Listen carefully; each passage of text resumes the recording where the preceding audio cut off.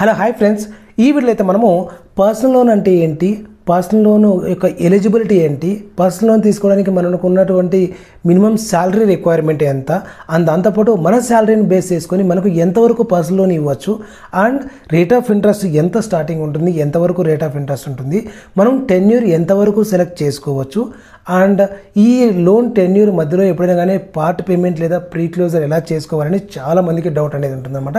ఈ వీడియోలో వాటి గురించి అయితే మనం క్లుప్తంగా తెలుసుకుందాం. చాలా మందికి డౌట్ ఉంటుంది, పర్సనల్ లోన్ అప్లై చేయాలనుకున్న వాళ్ళకి అప్లై చేసినా కూడా పార్ట్ పేమెంట్ ప్రీ క్లోజర్ ఎలా చేయాలనేది చాలా మందికి డౌట్ ఉంటుందన్నమాట. వీడియో ఎక్కడ స్కిప్ చేయకుండా ఎండ్ వరకు చూసారంటే ఖచ్చితంగా మీకంటే ఒక క్లారిటీ వస్తుంది. దానికంటే ముందు ఈ వీడియోకి నేను ఇచ్చేటువంటి లైక్స్ టార్గెట్ వచ్చేసి 30 అనేది ఇస్తుందన్నమాట. వెంటనే వీడియో అయితే లైక్ చేయండి, దాని ద్వారానే మన ఛానల్ యొక్క వీడియోస్ 10 మందికి రీచ్ అవుతాయి అన్నమాట. దాంతోపాటు మీరు మన ఛానల్కి ఫస్ట్ టైం ఇచ్చేస్తుంటే కనుక please subscribe and support my channel. చలో latest go to the topic. Friends చూడండి, పర్సనల్ లోన్ అంటే ఏంటి అంటే, పర్సనల్ లోన్ అనేది ఒక అన్సెక్యూర్డ్ లోన్. అంటే మీరు ఎటువంటి కొలేటరల్ లేకుండా, ఎటువంటి డిపాజిట్ కానివ్వండి, ఎటువంటి మీరు ఆస్తి పత్రాలు కానివ్వండి ఇవ్వకుండా మీరు అన్సెక్యూర్గా ఈ లోన్ అనేది తీసుకుంటున్నారు అనమాట. ఎటువంటి సెక్యూరిటీ ఉండదన్నమాట. దీన్నే పర్సనల్ లోన్ అని చెప్పేసి అంటారు. ఇది పర్సనల్ పర్పస్ కోసం మీరు యూటిలైజ్ చేసుకోవచ్చు. మరి ఈ పర్సనల్ లోన్కి మనకి మినిమం శాలరీ ఎంత ఉండాలి అని చాలామందికి డౌట్ ఉంటుంది. శాలరీ ఎంత ఉండాలనే విషయానికి వస్తే కనుక, మీరు నివసిస్తున్నటువంటి లొకేషన్ బట్టి, అండ్ దాంతోపాటు మీరు వర్క్ చేస్తున్నటువంటి కంపెనీని బట్టి, మీ యొక్క సిబిల్ స్కోర్ను బట్టి ఈ లోన్ ఎలిజిబిలిటీ అనేది ఉంటుందన్నమాట. అదేంటంటే కొన్ని విలేజెస్లో 15,000 20,000 లోపుకే మీకు పర్సనల్ లోన్ అనేది వస్తుంది. మేజర్ సిటీస్లో వచ్చేసి 25,000 నుంచి 30,000 అనేది కట్ ఆఫ్ అనేది ఉంటుంది. అండ్ దాంతోపాటు మీరు వర్క్ చేస్తుంటే కంపెనీ పైన డిపెండ్ అయ్యి మేజర్ కంపెనీస్ అయినా కూడా మీ ఇర్రెస్పెక్టివ్ ఆఫ్ ది శాలరీ మీకు పర్సనల్ లోన్ అనేది ఇవ్వడం జరుగుతుంది అనమాట. సో మొత్తానికి ఏదైనా ఒక సోర్స్ ఆఫ్ ఇన్కమ్ ఉంటే కనుక ఒక శాలరీడ్ ఎంప్లాయీకి మీకు 15,000 అండ్ అబోవ్ ఒకసారి అనుకుంటే ఒక గ్రాస్గా మీరు పర్సనల్ లోన్ తీసుకోవడానికి ఎలిజిబిలిటీ అన్నట్టు.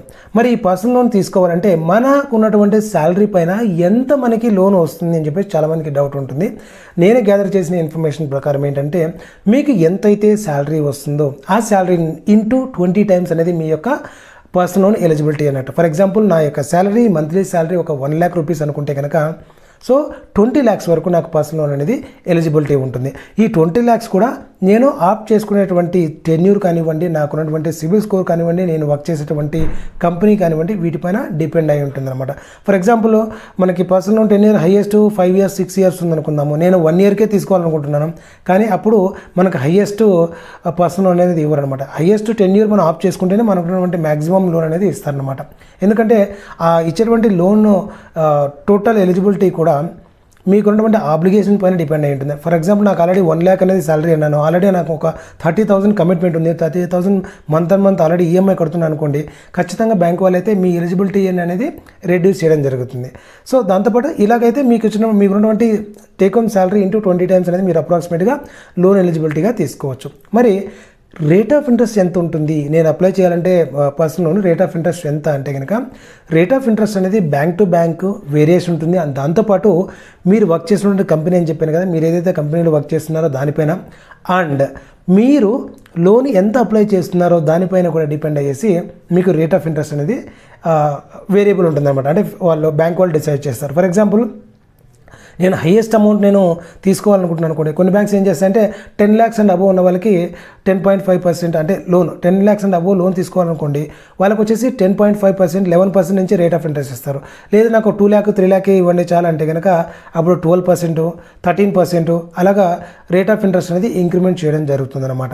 సో మీరు ఎంతైతే లోన్ అప్లై చేస్తారో ఆ లోన్ పైన డిపెండ్ అయ్యాయి, అండ్ దాంతోపాటు మీకున్నటువంటి సిబిల్ స్కోర్ పైన డిపెండ్ అయ్యి కొన్ని మీరు వర్క్ చేసేటువంటి కంపెనీ పైన డిపెండ్ అయ్యి కూడా మీకు రేట్ ఆఫ్ ఇంట్రెస్ట్ అనేది డిసైడ్ చేయడం జరుగుతుంది అనమాట.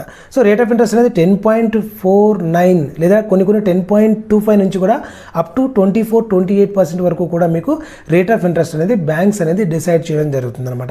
మరి రేట్ ఆఫ్ ఇంట్రెస్ట్ డిసైడ్ అయింది, నేను టెన్యూర్ ఎలా అప్ చేసుకోవాలి అంటే కనుక, ఈ టెన్యూర్ అనేది మీకు 1 year నుంచి అప్ టు 5 years, కొన్ని బ్యాంక్స్ 6 to 7 years కూడా ఇచ్చేటువంటి అవకాశం ఉందన్నమాట. అది బ్యాంక్ టు బ్యాంక్ అనేది వేరియేషన్ అవుతుంది. మీరు లాంగర్ టెన్యూర్ ఆప్ చేసుకుంటే కనుక మీకు ఎక్కువ లోన్ ఎలిజిబిలిటీ వచ్చేటువంటి అవకాశం ఉందన్నమాట. అది మీ రిక్వైర్మెంట్ బట్టి మీరు చూస్ చేసుకోవచ్చు. అంటే నేను ఎక్కువ లాంగర్ టెన్యూర్లో పెట్టుకుంటే మీరు పే చేసేటువంటి ఈఎంఐ తగ్గుతుంది కానివ్వండి, రీపేమెంట్ చేసేటువంటి అమౌంట్ అనేది పెరుగుతుంది అనమాట. ఎందుకంటే రేట్ ఆఫ్ ఇంట్రెస్ట్ తక్కువ ఉన్నా కూడా మీరు టెన్యూర్ ఎక్కువగా ఇంక్రీజ్ చేసుకుంటే కనుక అప్పుడు మీరు రీపేమెంట్ చేసేటువంటి అమౌంట్ చాలా ఎక్కువగా ఉంటుందన్నమాట. టెన్యూర్ తక్కువ అనుకోండి, ఫర్ ఎగ్జాంపుల్ 1 or 2 ఇయర్స్లో మీరు రీపేమెంట్ చేశారనుకోండి, అంటే మీరు టెన్యూర్ ఆఫ్ చేశారనుకోండి, అప్పుడు మీరు పే చేసేటువంటి ఇంట్రెస్ట్ అంటే మీ ప్రిన్సిపల్ అమౌంట్ పైన టోటల్ ఇంట్రెస్ట్ అనేది చాలా తక్కువగా ఉంటుంది. అది మీ రిక్వైర్మెంట్ బట్టి మీరు చూస్ చేసుకోవచ్చు. మరి ఈ లోన్ అనేది వచ్చింది, శాంక్షన్ అయిపోయింది, అమౌంట్ తీసేసుకున్నాను, ఈఎంఐ కడుతున్నాను, మధ్యలో నాకు టాప్అప్ కావాలి అని చాలామందికి ఒక రిక్వైర్మెంట్ ఉంటుంది. అయ్యో నేను 10 lakhs తీసుకునేప్పుడు మళ్ళీ ఒక 5 lakhs అనేది రిక్వైర్మెంట్ ఉందని చెప్పేసి చాలామందికి కొంచెం రిక్వైర్మెంట్ ఉంటుంది అనమాట. సో ఈ రిక్వైర్మెంట్ ఉన్న ప్రకారం అంటే మీకు ఒక 2 to 3 EMIs అయిన తర్వాత మళ్ళీ వెళ్ళి మీరు బ్యాంక్ని అప్రోచ్ అయ్యి నాకు ఈ లోన్ పైన మళ్ళీ నాకు టాప్అప్ కావాలి అంటే కనుక మళ్ళీ వాళ్ళు మీ యొక్క ఎలిజిబిలిటీని చెక్ చేసి అప్ టు ఎంతైతే ఉందో దాన్ని మీరు మళ్ళీ ఎన్హాన్స్ ఇచ్చి మీకు లోన్ అప్రూవల్ అనేది ఇవ్వడం జరుగుతుంది. సో దీని ద్వారా ఏమవుతుందంటే మీరు కావాలంటే అప్పుడు టెన్యూర్ అయినా తగ్గించవచ్చు, లేకపోతే పెంచుకోవచ్చు, ఈఎంఐని కూడా మీరు ఫ్లక్చువేట్ చేయొచ్చు. మీ రిక్వైర్మెంట్ బట్టి బ్యాంక్ వాళ్ళు మీకు సజెస్ట్ చేయడం జరుగుతుంది అనమాట. మరి ఈ టాప్అప్ తీసుకోవడం అయిపోయింది. ఇన్ కేస్ నా దగ్గర మిడిల్లో ఒక పర్టికులర్ అమౌంట్ అనేది నా దగ్గర ఉంది, ఆ అమౌంట్ నేను రీపే చేయాలనుకుంటే కనుక ఆ బ్యాంక్ వాళ్ళని అప్రోచ్ అయితే ఖచ్చితంగా పార్ట్ పేమెంట్ ఆప్షన్ అయితే ఇస్తారనమాట. పార్ట్ పేమెంట్ కూడా ఒక కండిషన్ అనేది ఉంటుంది. సో అదేంటంటే మీకు 25% ఆఫ్ ది ప్రిన్సిపల్ అమౌంట్ కానివ్వండి, ఒక పర్సంటేజ్ అని ఉంటుంది. మీరు ఒకసారి బ్యాంక్ దగ్గర అప్రోచ్ అయ్యి కావాలంటే ఒకసారి కనుక్కోండి. ఇంకొకటి ఏమంటే ఇలాగ పార్ట్ పేమెంట్ చేసినప్పుడు కూడా మీకు ఎయిదర్ టెన్యూర్ అయినా రెడ్యూస్ చేసుకోవచ్చు, లేకపోతే ఈఎంఐ అయినా రెడ్యూస్ చేసుకోవచ్చు. ఈ 2 ఆప్షన్స్ కూడా మీ దగ్గర ఉంటాయి. అది మీకు ఏదైతే బెస్ట్ ఉంటుందో దాన్ని చూస్ చేసుకోండి అనమాట. ఇక నెక్స్ట్ ఏంటంటే ప్రీ క్లోజర్. చాలామందికి ఒక సర్టెన్ టైం అయిన తర్వాత నేను ఈ లోన్ని నేను ప్రీ పేమెంట్ చేయాలనుకుంటున్నాను అని చెప్పేసి ప్రీ క్లోజర్ అడుగుతారు.